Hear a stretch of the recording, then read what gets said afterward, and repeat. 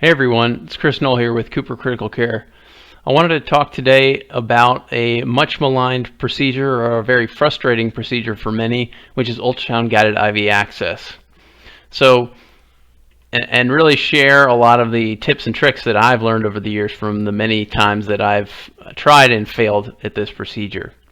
So the first lesson we have to learn is we got to learn to love the ultrasound guided IV. I know many of the other procedures we do with ultrasound guidance are much more sexy and interesting, but really I think the ultrasound guided IV allows us to develop and maintain the skills for needle guidance and vascular access or ultrasound guided procedural access that translate to all of those other procedures. And so let's learn to love the ultrasound guided IV. It's a great procedure. It's a great way to develop our skills.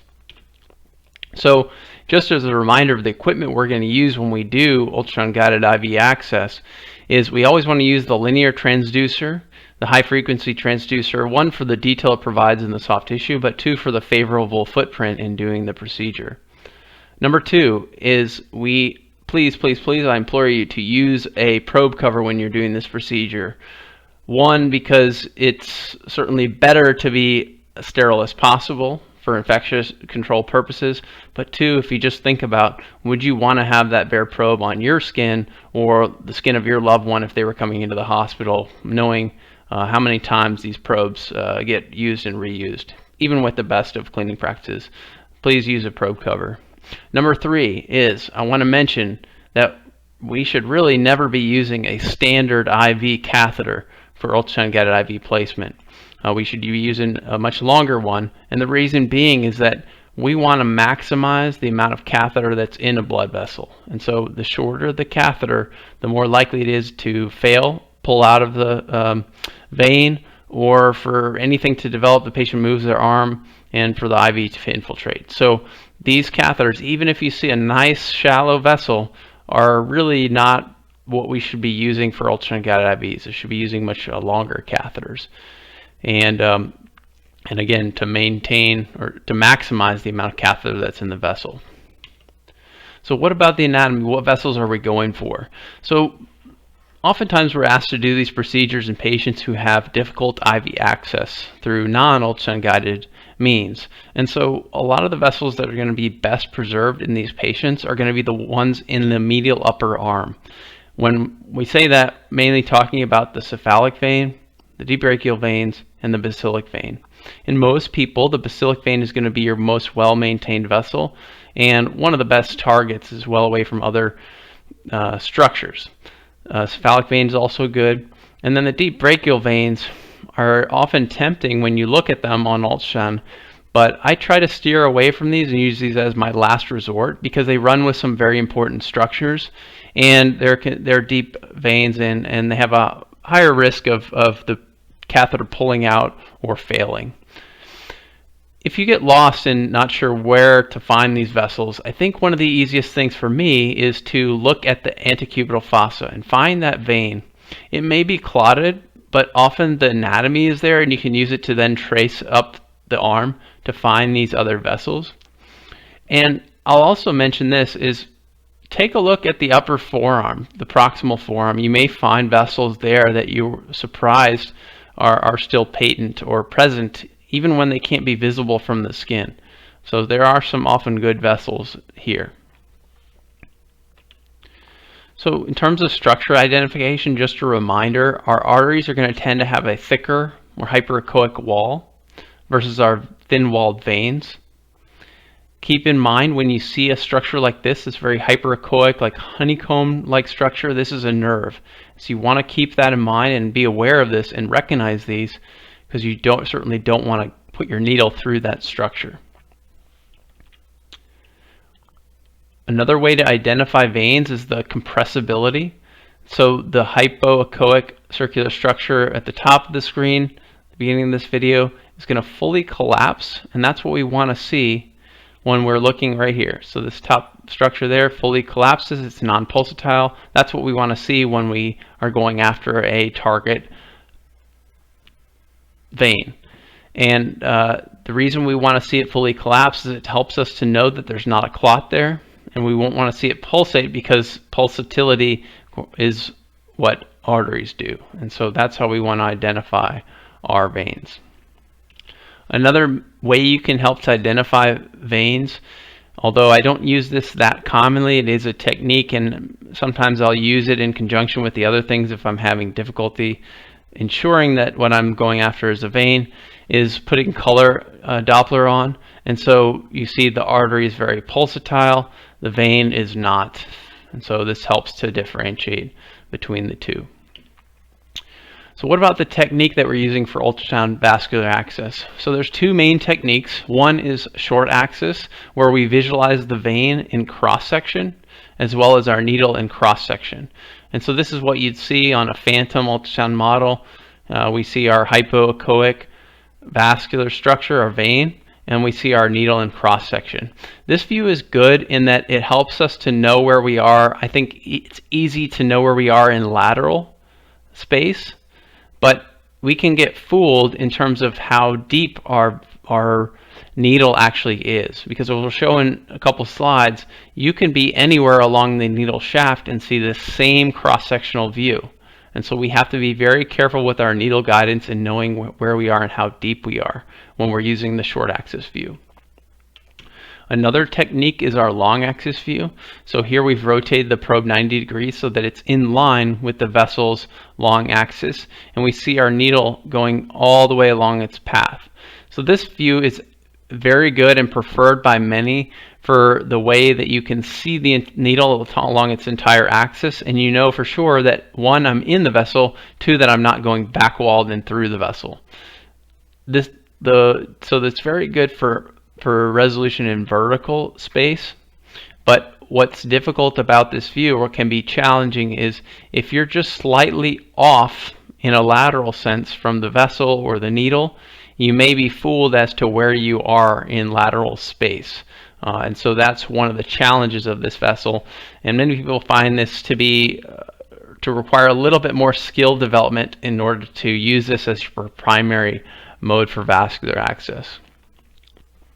So how does this all come together? So from this point onward, I'm really going to focus on the short axis view, because I think it's probably the more common view that people use, and I think one that people have a lot of issues with. And when used correctly, I think, and my preference is to use it preferentially, because I really do think you can have very good success with your vascular access using this technique.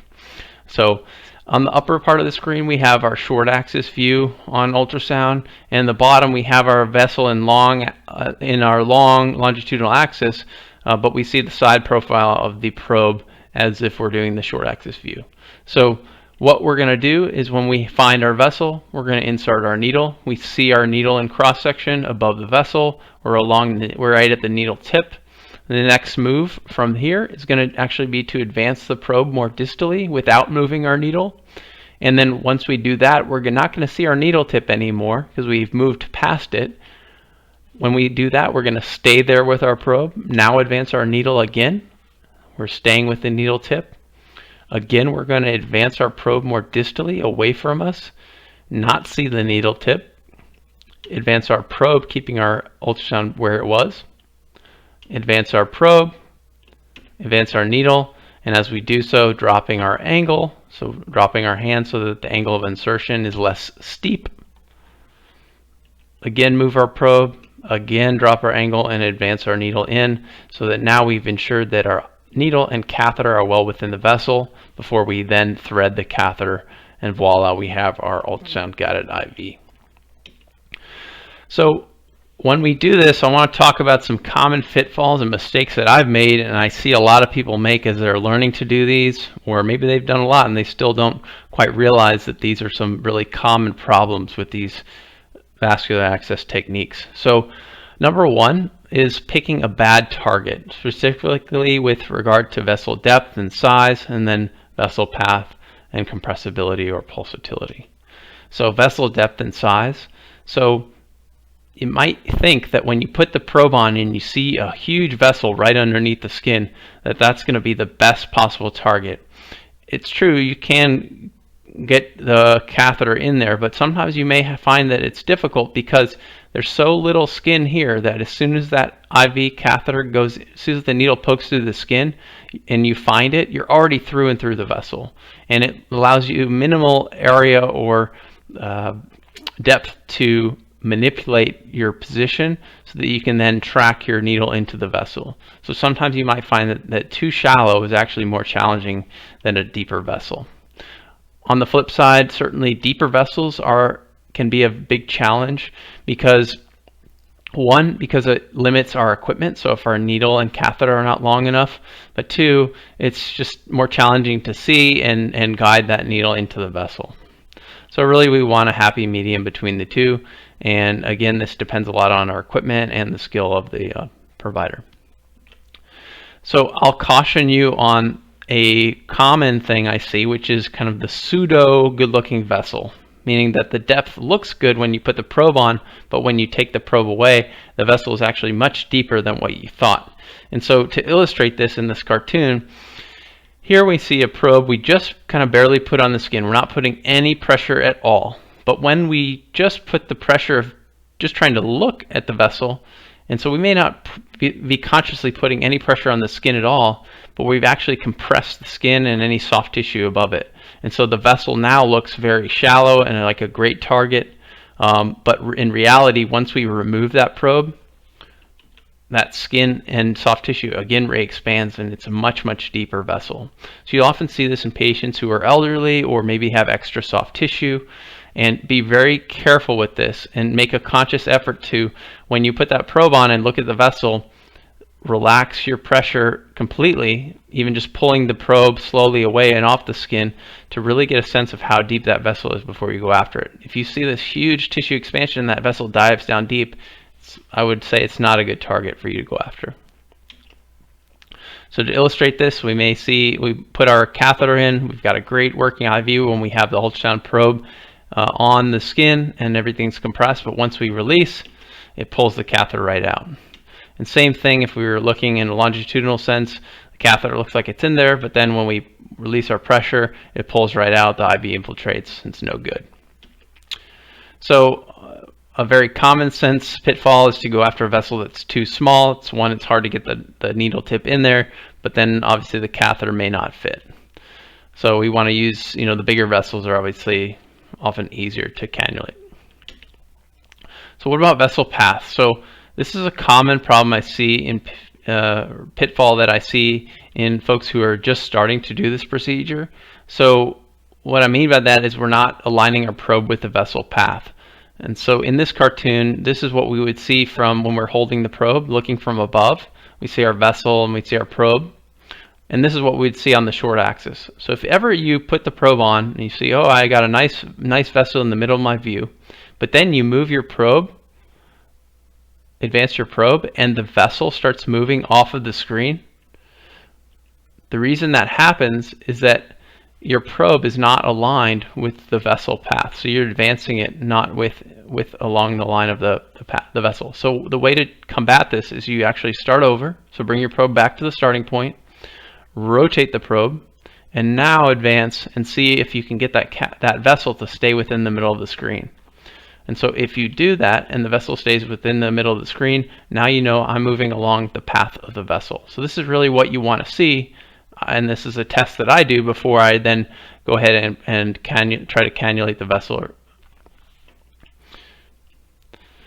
So what about compressibility or pulsatility? So as we mentioned before, a vein should be fully compressible in order to go after it. So this is an example of a clot, a DVT, where you see that this vein, while the patients are pushing down with a probe, this vessel does not collapse. And so that means there's a clot there. You should not go after that vessel. It's not a good target.